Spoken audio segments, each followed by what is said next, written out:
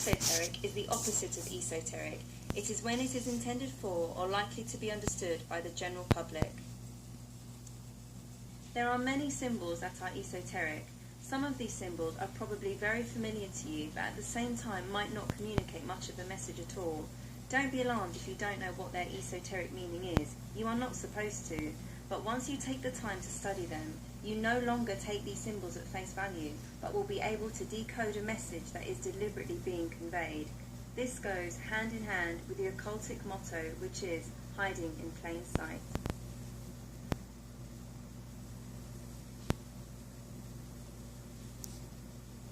For example, take a look at this symbol. We've all seen it. Many of us have grown up looking at it. It has an exoteric meaning and an esoteric meaning. The exoteric meaning is, it's the peace sign. It is intended to be understood by the general public as the peace sign. But the esoteric meaning of this symbol, the true meaning which is understood by the few who are in the know, is that it is an anti-Christian symbol, mocking Jesus and the crucifix. It is in fact a broken cross.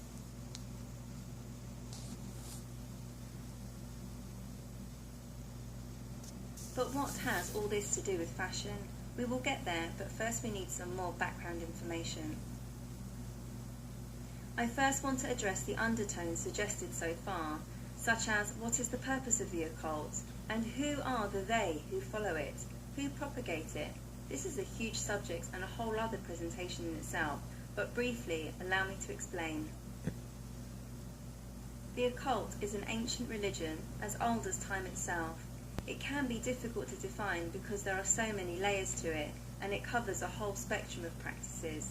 The heart of the belief is the more secret knowledge one person can attain, the more godlike you can become, so that eventually, with enough secret knowledge, you can become God. This is also called Gnosticism, literally the belief that you can attain salvation through knowledge. The polar opposite to this belief is what the Bible teaches, which is that you attain salvation through Jesus.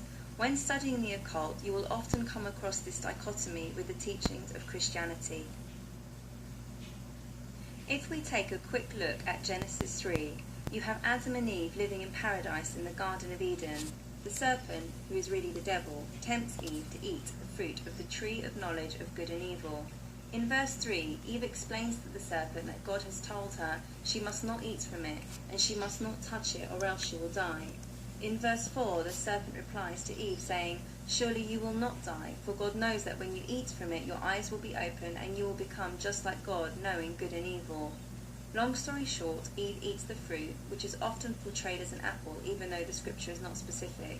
She then gives it to Adam to eat. They immediately experience a spiritual death, and it is the first time they both realize they are naked.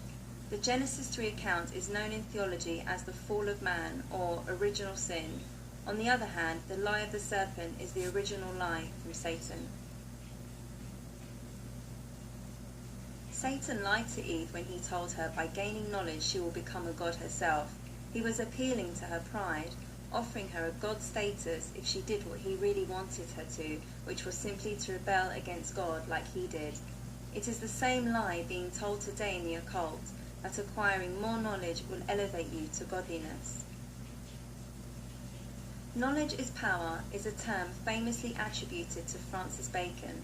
Francis Bacon was a 33-degree Freemason and was heavily steeped into the occult. It is fair to say that the phrase, "knowledge is power," rings true, and is commonly heard these days.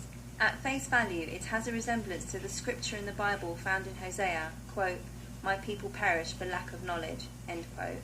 And that's Hosea chapter 4, verse 6. But these are two rather different sayings that, although may appear to communicate the same thing, have in fact very different implications. For example, the purpose behind the phrase, "knowledge is power," is to use knowledge to control and manipulate others, directly implying that knowledge is a powerful tool or weapon. For instance, say, my close friend and I were the only ones who knew about the solar system and understood the planetary alignments of how the moon revolves around the Earth and the Earth around the sun. And say we were the only ones who knew there was going to be an eclipse next Tuesday at midday. We could use that knowledge to manipulate others. I could say something like, "Give me all your money or else I will darken the sun on Tuesday at midday." The chances are you may not give me your money there and then. But because I know you do not hold the same knowledge as me, and therefore cannot possibly understand the nature of eclipses, when Tuesday comes around and at midday I supposedly darken the sun as I predicted I would, you would probably not be able to hand over your money quick enough. As opposed to the scripture in Hosea, my people perish for lack of knowledge, there are no manipulative undertones here. God is telling us that by having knowledge we won't suffer or perish at the hand of those who try to manipulate or lie or control us. It is meant as an encouragement for us to gain knowledge so that we do not suffer, and in no way suggests that we are to lord our knowledge over others to manipulate them. Knowledge is power implies a weapon of offense, whereas my people perish for lack of knowledge implies a weapon of defense. Big difference.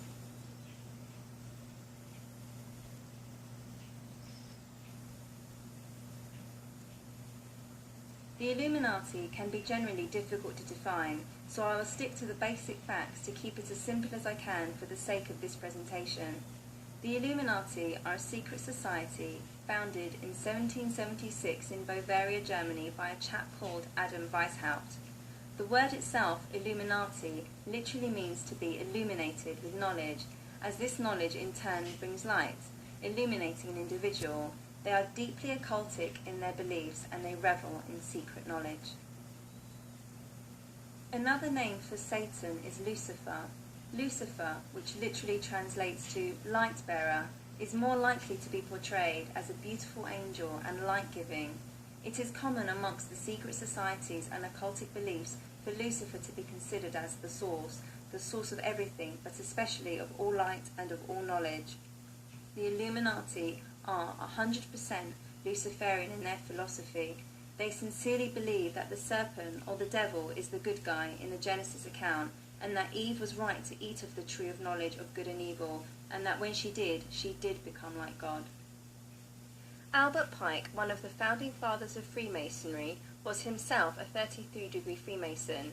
He was also a top leader in the Knights of the Ku Klux Klan. Pike, being Sovereign Grand Commander of the Scottish Rite, was a devout Luciferian. His famous works, Morals and Dogma, in 1871, is still today considered to be the handbook or study guide for the Scottish Rite within Freemasonry. This is a direct quote from Albert Pike's works, Morals and Dogma. Open quote. Lucifer, the light-bearer, strange and mysterious name to give to the spirit of darkness. Lucifer, the son of the morning, is it he who bears the light? Doubt it not. End quote. However, the Bible contradicts this teaching. It exposes Lucifer as being Satan, open quote, and no wonder, for even Satan himself disguises himself as an angel of light, close quote. The esoteric symbol to present Lucifer is traditionally the lightning bolt. This is referencing Jesus' words in Luke chapter 10 verse 18, where he says, quote, "And I saw Satan fall like lightning from heaven," end quote. It is not confirmed how many people belong to the Illuminati. According to a credible ex-Illuminati member known as Savali, they make up approximately 1% of the population. They consist of 13 bloodlines. That is to say, you are either born into the order or you're not. So if you hear Lady Gaga is the Illuminati, it is unlikely that she is in the bloodline and actually a part of the Illuminati order. It is more likely the case she has been recruited by them to promote their agenda and help them indoctrinate the next generation. Lady Gaga is just one of the many music artists who have openly sold their soul to the industry in exchange for fame and fortune, hence why her debut album is titled The Fame Monster. The 13 bloodlines of the Illuminati make up the world's elite. They are the head of the banking systems. They are the think tanks of the world, the political groups, the educational groups. They own all mainstream media channels, and their main agenda is simple: world domination, commonly called the New World Order. They want one global village of which they control. They see us, the general public, the masses, as nothing more than a bewildered herd or cattle. Their nickname for us, the people, is the sheeple. The Rockefellers are one of the more commonly known Illuminati families, and David Rockefeller, currently the patriarch of the Rockefeller family, is an American banker and philanthropist. Not just any American banker, mind you. He, along with the Rothschilds, another Illuminati bloodline. Between these two families own the entire financial banking system and thus solely control the Federal Reserve, the Rockefellers controlling America and the Rothschilds covering the finances and banks in Europe. David Rockefeller is also the founder of the Council of Foreign Relations and the Trilateral Commission. Both of these political groups basically get together to discuss foreign policy and ultimately are responsible for deciding the future of the world, which again and again the same theme emerges, a new world order, and he makes no secret of this. David Rockefeller is quoted in his book Memoirs as saying, quote, "Some even believe we are part of a secret cabal working against the best interests of the United States, characterizing my family and me as internationalists, and of conspiring with others around the world to build a more integrated global political and economic structure, one world, if you will. If that's the charge, I stand guilty, and I'm proud of it."